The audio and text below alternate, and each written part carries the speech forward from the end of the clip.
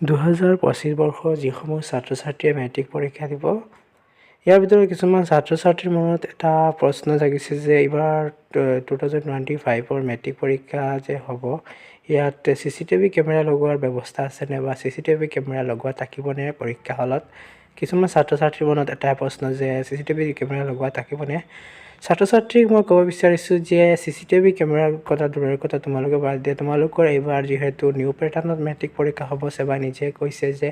এইবাৰ 2025 বৰ্ষৰ মেট্ৰিক পৰীক্ষা যেটো হ'ব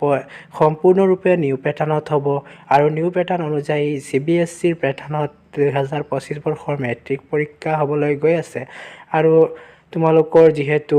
45 মাৰ্কছৰ MCQ থাকিব আৰু থিওৰি থাকিব 45 মাৰ্কছ আৰু লগতে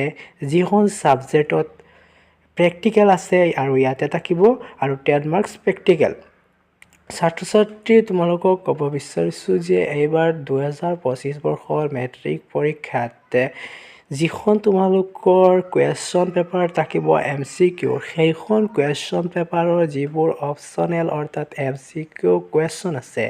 সেইসমূহ কুৱেশ্যন এখন আনখন কুৱেশ্যন পেপাৰৰ যি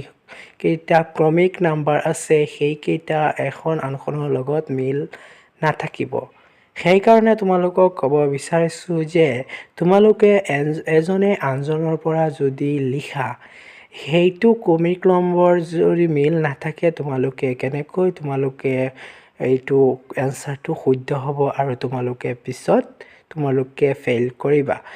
তোমালোকক মই ক'ব বিচাৰিছোঁ যে তোমালোকে পৰীক্ষা হলত তোমালোকে কাৰো পৰা চাই নিলিখিবা তোমালোকে নিজে লিখিবা তোমালোকৰ এজনে আনজনৰ পৰা যদি চাই লিখা তোমালোকৰ সম্পূৰ্ণৰূপে MCQ বোৰ তোমালোকৰ ভুল হ'ব সেবাই এইবাৰ নিজে কৈছে যে এখন আনখনৰ লগত মিল নাথাকিব MCQ যিবোৰ প্যাটাৰ্ণ যিবোৰ তোমালোকৰ ক্ৰমিক নাম্বাৰ আছে সেইবোৰৰ মিল নাথাকিব সেই কাৰণে তোমালোকে এতিয়াৰ পৰা ভালদৰে ষ্টাডি কৰা আৰু তোমালোকে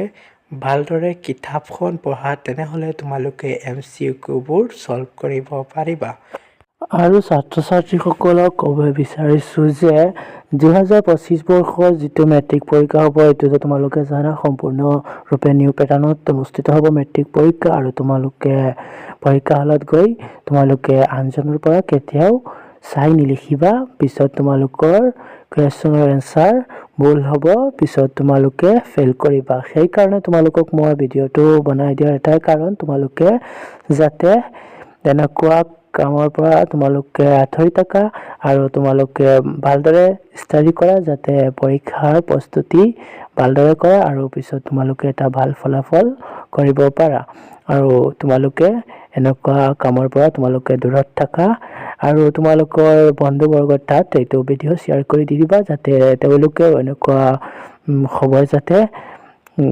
জানিব পাৰে আৰু তেওঁলোকেও ইয়াৰ পৰা আঁতৰি থাকিব পাৰে আৰু ছাত্ৰ-ছাত্ৰীসকলক মই এটা ৰিকুৱেষ্ট কৰিম তোমালোকে যদি মোৰ চেনেলত পোনপ্ৰথম পৰা ভিজিট কৰিছে তেন্তে মোৰ চেনেলটো সাবস্ক্ৰাইব কৰি অল নটিফিকেশনটো অন কৰি থৈ দিব যাতে প্ৰতিটো মুহূৰ্তৰ ইনফৰমেটিভ ভিডিঅ'ৰ নটিফিকেশন সদায় পাবলৈ ধন্যবাদ